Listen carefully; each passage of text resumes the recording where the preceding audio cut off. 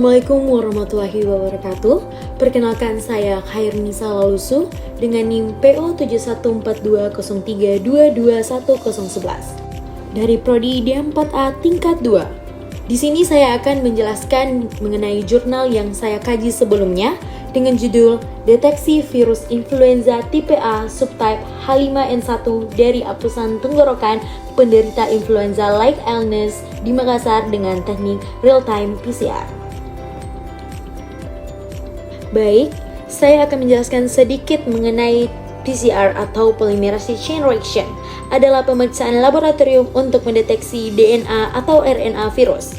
Keberadaan DNA dan RNA ini akan terdeteksi melalui teknik amplifikasi atau perbanyakan. Hal ini membantu untuk mendiagnosis sebuah virus penyebab penyakit. Nah, untuk teknik real-time PCR sendiri, yaitu teknik PCR yang dapat mendeteksi dan menyajikan perkembangan reaksi PCR secara kontinu atau real-time, sehingga jumlah DNA di awal reaksi dapat dihitung secara kuantitatif. Nah, sedikit mengenai virus influenza tipe A subtype H5N1, yaitu merupakan suatu virus yang menjadi sorotan karena potensinya untuk menyebabkan penyakit yang sangat serius dan dalam beberapa kasus bahkan fatal pada manusia dan hewan.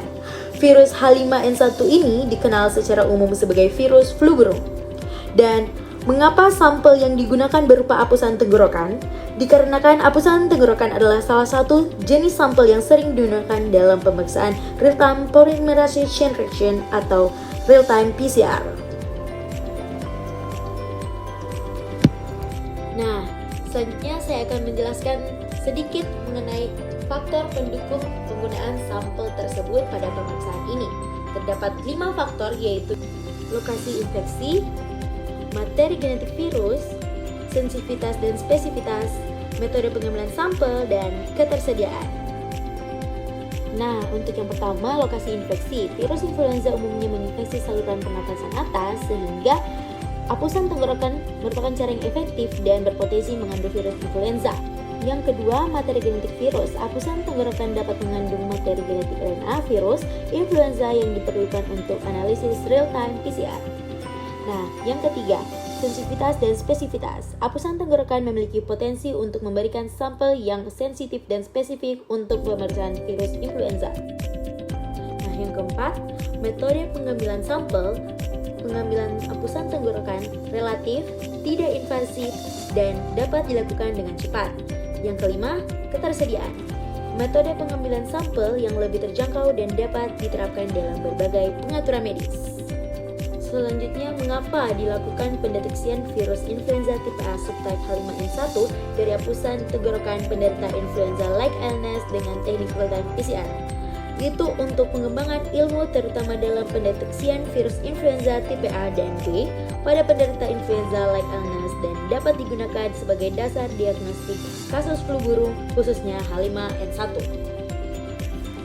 Nah, selanjutnya tahapan deteksi virus influenza tipe A subtype H5N1 dari apusan tenggorokan penderita influenza-like illness di Makassar dengan teknik real-time PCR.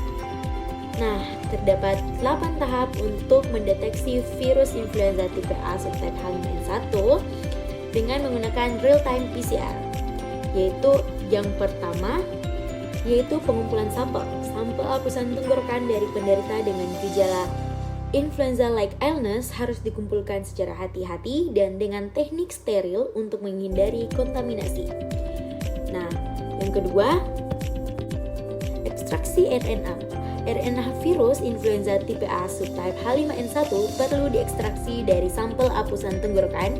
Ini melibatkan pemisahan RNA dari komponen lain dalam sampel. Nah, yang ketiga yaitu reverse transcription atau RT. RNA virus ini perlu diubah menjadi cDNA menggunakan enzim reverse transcriptase. Ini diperlukan karena virus influenza menggunakan RNA sebagai materi genetiknya.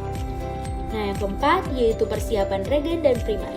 Regen PCR termasuk enzim polimerase dan primer yang spesifik untuk fragmen genetik virus influenza tipe A subtype H5N1 dan harus disiapkan.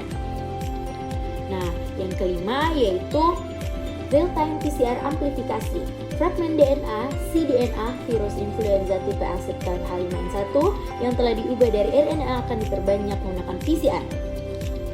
Nah, untuk yang keenam, deteksi dan analisis data amplifikasi dianalisis dalam waktu nyata. Jika ada lonjakan amplitudo dalam fase amplifikasi, ini menunjukkan keberadaan materi genetik virus influenza tipe A subtype H5N1 dalam sampel. Yang ketujuh yaitu kontrol positif dan negatif. Kontrol positif yaitu sampel yang terinfeksi dapat diketahui, dan kontrol negatif sampel tidak terinfeksi. Harus dimasukkan dalam setiap reaksi PCR untuk memastikan hasil yang akurat. Nah, untuk yang terakhir yaitu yang kedelapan, yaitu interpretasi dan pelaporan. Hasil analisis dianalisis oleh profesional medis dan diinterpretasikan sesuai dengan protokol laboratorium yang berlaku. Nah, yang terakhir yaitu interpretasi hasil, yaitu terdapat 3 hasil. Yang pertama hasil positif, yang kedua negatif, dan yang ketiga kontrol. Yang pertama hasil positif yaitu jika PCR menunjukkan peningkatan signifikan dalam amplifikasi DNA atau RNA yang sesuai dengan virus influenza tipe A subtype H5N1. Ini mengindikasikan bahwa materi genetik virus terdeteksi dalam sampel hapusan tenggorokan. Ini mengonfirmasi adanya infeksi virus influenza tipe A subtype H5N1 pada pasien dengan gejala influenza-like illness.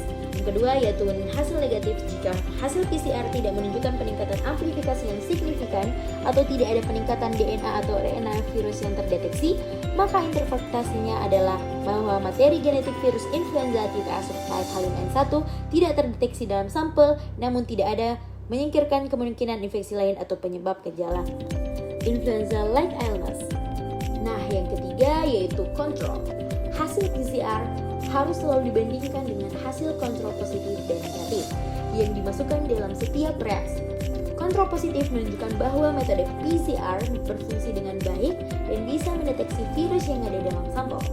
Kontrol negatif memastikan bahwa tidak ada kontaminasi yang memungkinkan menghasilkan hasil palsu positif.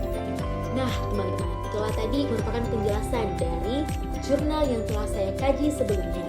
Dan semoga penjelasan saya dapat bermanfaat bagi teman-teman semua. Saya akhiri dengan wabillahi taufiq wal hidayah. Assalamualaikum warahmatullahi wabarakatuh.